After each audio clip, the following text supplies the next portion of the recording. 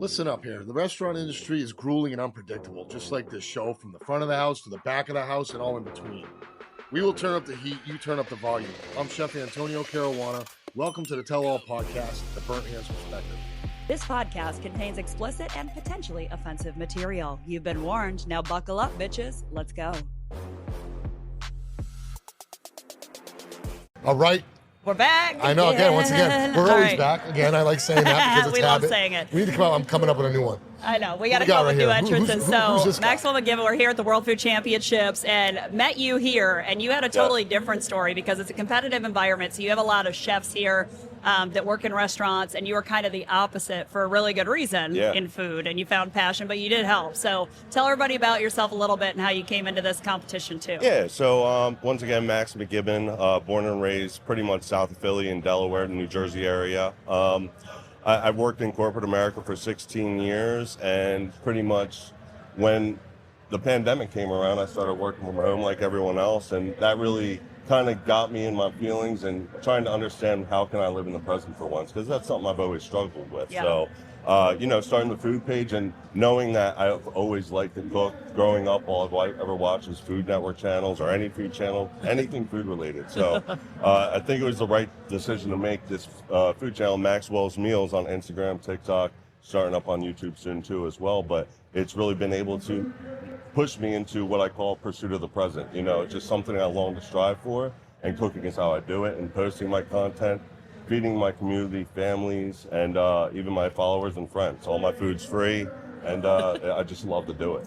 So you take, it's amazing to me that what you're saying, well, this is not the first time we hear this type of scenario when it comes to people going from corporate America to the social media to cook and put their passion out there. Yeah. Because if that's what's if food is what is making you feel better and getting yourself out there, if food is bringing you out of what it is that holds you down, you're not alone. No, You know what I mean? You're not alone, man. There's a huge community, and they're called everybody, because food, I think, is important to everybody. Even if you're having a bad day and you eat something that's better, why do you think someone on death row gets a last meal?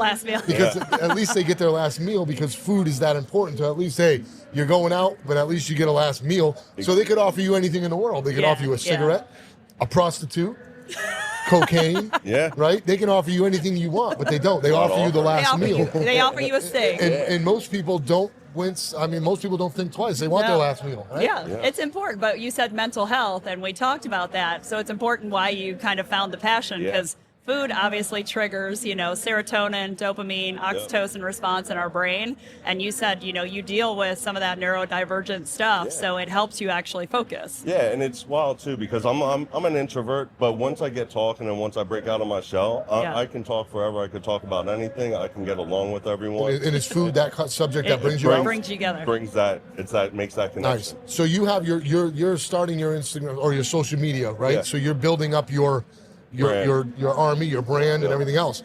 And we're all there at the same point. Everybody starts somewhere, and some people get to 2 million and still think they're starting there. So it's true. It's a never-ending. Yeah. But the best part about it is if that is what's making you feel better and go for the food. You said something very important that, and I want to make sure I repeat it here, is that he takes his food that you do, and you make enough of it during your social media recordings or whatever it may be, and you give it to people. Feed the community. Feed the community. Yeah. And so that's another thing about it. It's like, I work in corporate America. I have a career. I have money to supplement all of it. What is your corporate job? So I work in a bank. I'm pretty much been there, like I said, 16 years. Started from the bottom. Now I'm just managing a call center. Now you're here. And now I'm here. Here. And so like you said, I live alone. I cook as if I have a family of 10, and anything that I have left over goes to whoever wants it. It's first come, first serve. Whether it's just a random follower. Do you have people in your outside in your neighborhood or something? Yeah. So right now I'm here. So my neighbors are taking care of my dogs. So they know they can, once they go take care of my dogs. I have 3 freezers with a bunch of leftover soups, stews, chicken vindaloo, anything you could think of. They know they're free to that. They're going to get cookies when I get back, probably, or whatever they want. So you're going to make it and then give it to them. They love you. You're a great neighbor. That's the thing. It's a win-win situation, because one, it got me to break me out of my shell, learn to live in the present, find my passion. but also it's been able to open up opportunities like this. Few festivals I've been able to do. I cater weddings or anything that anyone wants to do. So like I say, my food is free. It's when I cook for my content, it's free. When you want to come over to my house and just shoot the shit, it's free. Sure. But if you hit me up and say, hey, I have an 80-person wedding, I'm not going to say no, but guess what? I'm doing it on my time, right? So look, just ask me ahead of time. I'm more than willing to help you out. So cool. You know, and it's all love. So at some point in time, I would imagine you'd like to turn this into some sort of career, not for the money, but to be able to fund your passion. Exactly. And so 2 years ago, if you told me I was losing my job, I'd be shitting my pants, right? Because like once I found my passion, I kind of understood that, all right, I found something that kind of got me living in the present for once. Now, how can I kind of keep that? I have the job, my career that's making the money for everything. So why not just let me do this for fun because it makes me feel good? You know, and that was 2 years ago. And I was like, my whole reasoning behind that is like, I don't want to start anything because I don't want to lose that passion. Yeah. I always say, how many times have you worked 13-hour days and gone home and cooked 5 hours to like a great meal? You're eating top ramen, PB&J, or some leftover lo mein from the night before. You know, so I finally enjoy that. But now, if you told me I'm losing my job, I'd be like, that's a blessing, you know, because now I'm talking about my being in the present, but now and my passion, but now there's a purpose in my life now that I'm getting older, and I'm like, all right, well, how can I make this more purposeful?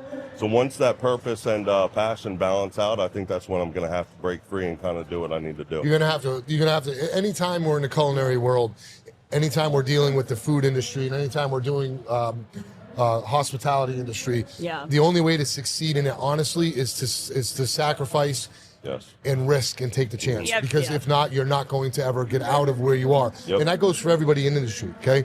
If you're a line cook and you're not going to take the step to become the next level, right? No matter what you're doing, if you're afraid to make your own pasta because you don't have time, you'd rather go drink, that's where you're always going to be. You have to give up something for something in the industry, no matter what. And if it's not cooking, it's bartending. If it's not bartending, it's wait staff. You know, if you're gonna walk around with a tray of ice water and that's where you're comfortable, or do you want to walk around and get your wine som type certificates? It depends on where you want to be, but you're not going to get to the next level until you leave that level. Jump. So losing your job, like you said, would be a blessing. If that passion is there, it'll open up the gate to be able to do it. You know, so. I like it. Talking about food gets me juicy. I know, you get excited. I know someone's hungry right now. So, I'm saying, we haven't eaten yet today, so we're hungry. So we need to go outside. Right? But what, like, some of your favorite things to make? So you learned, you're more self-taught. So you know. I mean, that's honestly an impossible question for me because I try not to make not try to make the same thing twice because I can make chicken parm 8 times a week if I wanted to. You know, I love it. But like, I have ramen tattooed on my arm, Asian cuisine, anything with complex flavors, Indian food, Thai food, Vietnamese food, like anything. Those are probably my favorite things to cook because there's a lot of complexity and steps to the dish. I do everything from scratch. So if I'm doing like jerk chicken, there's 27 spices I'm throwing in my grinder, making a paste, letting it marinate for however long. You know, it's just a step-by-step process, and that's what gets me focused and what helps me live out my present, with, you know? So you staying on track with everything. And I just kind of like forget everything once I'm in the kitchen, but cool. Asian food is probably my favorite. And you traveled, so you said travel is a big part of it. So you're actually going to these countries. Are you learning while you're there and bringing it back? Of course. I mean, bring stuff back if I need to, but I want to be there for the experience. So the most recent place, I was just in Italy for 2 weeks a few months ago, traveling all over from Middle Italy, Rome, all the way up to Lake Como, and just understanding how each region has their own specific dish that's for that region, where it was originated from. And just, I wanted to go to each city and have that dish. And then when I come back, I want to make that dish. Sure. So I do that often. I go twice a year. But I'm an Italian chef, and if you come down to Virginia Beach and see what I got going on, we can work together on that. But I see you went from, you don't have any training. You've never worked in the restaurant industry. This is all self-taught stuff. Yes. And you've never been in the industry at all. So to be able to do that, now you're working with a really good chef. So we have Chef Chris Williams. We talked to him yesterday. As a matter of fact, so that episode will pop up here and there. But I saw you sous chefing for him at the World Food Championship competition. So passion is what brings you there. So whatever level you're at, you're gaining it, and you're going to continue to gain it by feeding your dragon. You know what I mean? Yep. You got to feed the beast, right? Yeah, always. And each time you do something like this, you're gaining more and more experience. Are you ever going to work in a restaurant? Maybe not. Are you going to continue doing what you're doing? Absolutely. Never stop. So maybe the restaurant working in that field, just you didn't have to do that because you're a passionate cook, right? Whether you're a chef or not is irrelevant. It doesn't matter because, the word chef is so it's convoluted. It goes all over the place. People so call me a chef, like, oh, you're a chef, and I'm like, no, don't get it twisted. Now, I have Alton Brown calling me chef, and now once I was doing events with like some celebrity chefs, so now I feel like I gain the value. Like I can call myself a chef. I'm not like working. I'm not an actual chef, but hell, I'll cook the hell out of anything you want me to cook, and it's be one of the best things you've ever tasted. Yeah. So which is awesome. It's tough to have that conversation because they're like, oh, what you doing? Then it's like, are you a chef? Are you not a chef? And we're talking for 20 minutes about something I don't want to talk about. I just like to cook, goddammit. Shut up and let me cook. Yeah, that's it. Shut up and let me cook. And that's amazing. So Alton Brown, talking about Alton Brown. Anybody asks me, I have a couple of celebrity chefs that I like, but Alton Brown has to be the number one because I still utilize from when I was young and he was on his TV show. I was younger. I'm still using some of the methods I learned from him. One of them being the Thanksgiving turkey episode that he had. I still use that after years, after decades of using or learning in my field. I'm not a slack chef. I'm around some serious chefs, and we cook together at very high levels. So there's a million ways that I've learned to cook a turkey, but I still utilize his because it's so simple and beautiful, and the way it comes out is very scientifically thought out. And it just I love that you say scientifically, because watching him do what he does in person, that's exactly what it is. Like, it's not just for the episode. He wants everyone to know the why and the how behind everything, and not just say, hey, here's a recipe A through Z, follow the steps and get it done. I tell people all the time, like, it's different giving me a recipe as to someone who's not used to cooking, handling a recipe, because it's all about, like, why. Like, what's the point of, like, browning the beef before adding some vegetables and building the flavors that you do? How do you build a roux? What does that do? That's the most important technique probably in the book. Alton Brown, thank you for teaching me that. Right. Right. That's something we learn all the way. Alton Brown learned that from somebody because that is the fundamental basics of what it is. When you use a roux versus slurry, stuff like that. There's different things, of course, but these are all things that's the science behind cooking. And it's a basic science at the roux level, but the science grows deep, man. Once we get into the agars and the thickening agents and what, lots of things. Sure, there's so many different things we could talk about, but arrowroot, stuff like that, things that people don't understand what the science of it does to certain chemicals in the food. So the chemistry is huge in cooking, just as much as the flavor and the scent and everything else. So having that knowledge is awesome. So you're trying to build your social media empire, and we all know it's not easy because there are so many people doing it, right? Yeah. The options are out there. Yeah. So the algorithms, the luck, being here, being there, it will work. Yes, it will. It will work. And if your content is sincere, it'll last just as long as you put it out there. Yeah. And eventually it's going to build and grow. Yeah, right? it does. Hope, and that's what you always hope. Yeah, so like it's a game. It's been weird for me because I started, obviously, with everyone's 0 followers. I'm just posting pictures at first 4 years ago. Like, I started with pictures. I moved to time-lapse videos because you guys know, like, you hit a plateau and then you need to switch it up, change it up, do it again. Now I'm doing, like, full face-on instructional videos. It's tough to do it, but I want the most organic following possible. That's what we're up to. That's what makes a difference. I mean micro-influencers beat out mega influencers any day. Once you start getting in this business or doing this content stuff, you'll get a lot of DMs like, do this, like $10, you can raise your follow. Like, it's all BS, because then you want 8,000 followers just so people can see you have 2 likes. Like, it shows. I can go on someone's account and tell them they paid for followers. Oh, exactly. So we have clients that have been in that situation. And it's sad. It doesn't get you anywhere. We call it vanity metrics. You don't need the vanity metrics. Right. We're not doing it for that because it's useless. We're doing it to put the message out. Yeah. We're talking to the restaurant industry. We're talking to the restaurant people who like the restaurant as industry. a whole. Foodies. And if you're a robot, you don't eat, so we don't give a shit about what the hell you fucking like. You know what I mean? We don't care about that. Bot farm and we don't like those kind of farms. We're regular farms, not bot we're farm to table, not bot farm to table. Not bot farm to table. Bot farm to ass. God damn AI. So we have to do we have some at the towards the end of these, we like to do these little rapid fire questions. All right. So I'm going to get a couple that are appropriate for you because again, you're not in the regular kitchen brigade. Try to ask me off the cuff ones if you want. So these are going to be like quick answers. So we gotta go through them just to see how you First answer. thing that comes okay? to mind. All right. So besides a knife, what is your go-to kitchen tool you can't live without? Tweezers. Tweezers, got it? You're the Like first person to say like tweezers. a long thing of tweezers, like The law. Okay. Yeah. I love like my it. I use tweezers. I have 12, 18 inch, 14 inch. My 12 pasta. inch is my It's my second He's hand. the first person that said it. All right. What puts you in the mood more, smell or the visual? smell. Okay. Cool. The favorite ingredient you can't live without.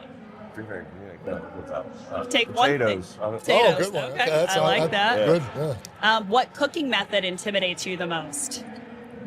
Oh shit. No. Could be French. Could be Vietnamese. Could be just like sous vide. Could be sauces sometimes maybe. Okay. Sauces. Yeah. Yeah. Sauces All are right. hard to get. Yeah, You gotta yeah. learn that. That's a process. Your favorite cheap fast food restaurant? Oh, Burger King. Oh, Burger King. Just a Whopper, man. Just like. Hot Whopper. And also, yeah, it's a half mile from my house, so I can walk there. Yeah, So- You can walk. skateboard that. I like it. Okay. If your kitchen was a car, what kind of car would it be? Oh, a V-dub van. Okay. I like I that like one. that. Like It's the good one for the from the travel. 70s. The Mellow old and school shit. Yeah, ones. throw a surfboard on top. I don't even surf. Fuck it. Yeah, right. Love, just for the aesthetics. Okay. Baking, yes or no? Baking? Baking. No, 2 years ago. Yes, now. Okay. Okay. I hate flour. It gets everywhere. All right. All right. And if you could cook with anyone, who would it be? Alton Brown. You kind of Nice. already done And it. So. I already Yeah, did yeah. that. You did it. And it's just like, sorry, Anthony Bourdain. That's who I Okay. wish I could. Yeah. Okay. Okay, So cool. there you go. All right. Awesome. Yes, well, thank you, guys. let's tell everybody where to find you so they can follow along. Yeah, so it's Maxwell's_meals. It's on Instagram, TikTok. I do have some YouTube stuff out now, but I focus on Instagram and TikTok. And yeah, that's exactly where you can find me. I'm in Delaware. If you're ever around and want any free food, hit If you me want up. free food, Yeah, just show I mean, up if at you his wanna- house. If He's you want to cooking. do a night in Philly, we can do that too. I know Yeah, some great absolutely, man. spots. That's So if you awesome. had one thing to say to anybody that's coming up under the, anyone who's trying to influence Yeah. or anyone who's trying to learn how to cook but doesn't, feels the intimidation of Yeah. not being in a kitchen, what do you got to say to that? I have to say, anything is possible. Just try it out, and whatever doesn't work, try something different. Right on. And it's just like you said, you got to break out of that mold a little bit. And like, I was scared to cook once too, but like I found to do it. And even if it's I love not it. your thing, just try it out. It brings people together. Even if you can bring people into the kitchen with you to help you out, so you all can learn. Just do it.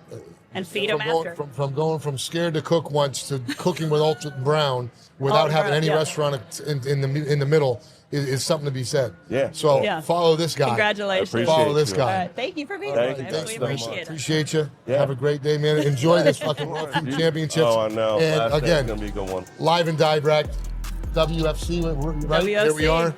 And ciao for now. Ciao for now. Thank you, guys. All right.